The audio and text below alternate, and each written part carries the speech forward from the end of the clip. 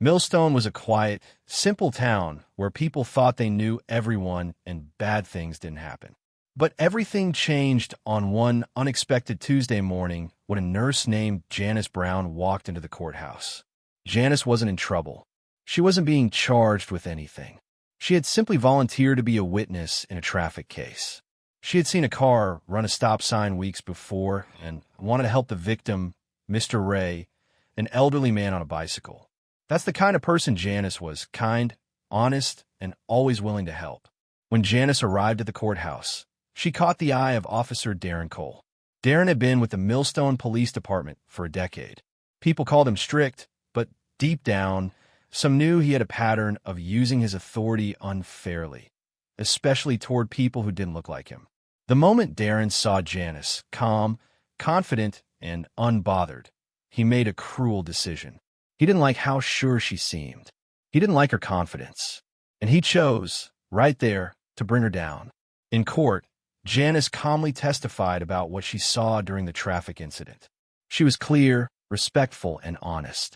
But just as she stepped down, Officer Cole stood and claimed he recognized Janice as the suspect in a recent shoplifting case. He said there was security footage from Pine Street Market that showed her stealing. He insisted she was the woman in the video. Everyone gasped. Even Janice was confused. She knew it was a lie. She had never been to that store. Her lawyer, Malik, quickly objected. The judge, Mrs. Parker, known for her firm fairness, paused the hearing to request the footage.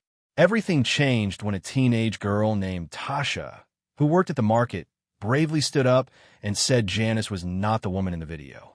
Tasha explained that she'd seen the footage too, and the real suspect had red hair and a tattoo. Things Janice clearly did not have. The judge ordered a recess while the court waited for the actual footage to arrive. Janice sat quietly, stunned but hopeful. She didn't understand why Darren was doing this, but deep down, she felt the lie unraveling. That was the moment the tide began to turn. The false accusation had been made, but the truth was finally on its way.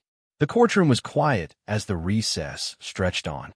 Whispers filled the space, but all eyes remained on Janice. She sat still, wondering how her day had turned from helping someone into defending herself against a lie.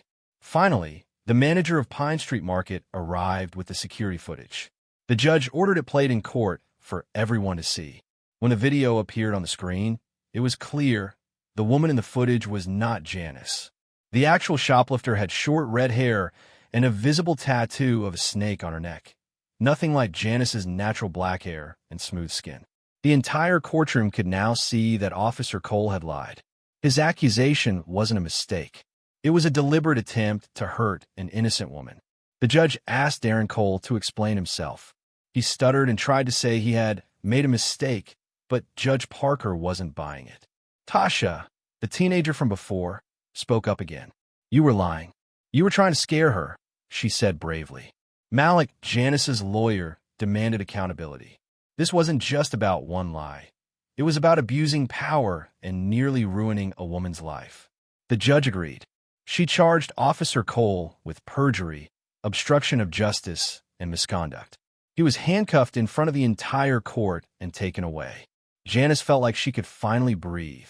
The fear and tension she'd carried since that false accusation began to ease. The courtroom no longer looked at her with suspicion, but with respect. The judge personally apologized to Janice, acknowledging the harm she'd suffered. Janice thanked her quietly, knowing this fight wasn't over yet, but a big part of it had just been won. That day, justice didn't wait. It stood up, walked in, and sat beside the truth. After the trial, the people of Millstone were shaken. News of what happened in the courtroom spread like wildfire. People who had always trusted law enforcement, without question, started asking harder questions. If someone like Janice, respectful, educated, and completely innocent, could be falsely accused, who else had it happen to? Janice returned to work at the hospital. Patients, co-workers, even strangers hugged her and thanked her for standing strong. Some were brought to tears. One elderly patient said, "You didn't deserve that, but I'm proud of you." The mayor reached out personally to apologize, but Janice wasn't interested in just words. She wanted to see change. She wanted to make sure that what happened to her didn't happen to someone else. A few days later, a community meeting was held in the high school gym. Hundreds came: citizens, teachers, police officers, even reporters. Janice stood in front of them all and spoke into a microphone. Her voice was calm but powerful. She explained how quickly a lie from a man in uniform could almost destroy her life. She talked about how often people who look like her are treated with suspicion. She didn't just want sympathy, she wanted action. If you see something wrong, don't stay silent, she told them. Because silence protects the lie. But truth needs a voice. The crowd gave her a standing ovation. Because of that speech and her courage, Millstone began to change. The police department reopened several of Officer Cole's past cases. 2 people he had wrongly arrested were released. New rules were put in place to prevent false accusations. And for the first time in a long time, the town felt like it was trying to do better. Janice didn't stop there. She joined a statewide group that fought against false accusations. She spoke in schools, churches, and public events. People now saw her as more than a nurse. She had become a symbol of truth, courage, and strength.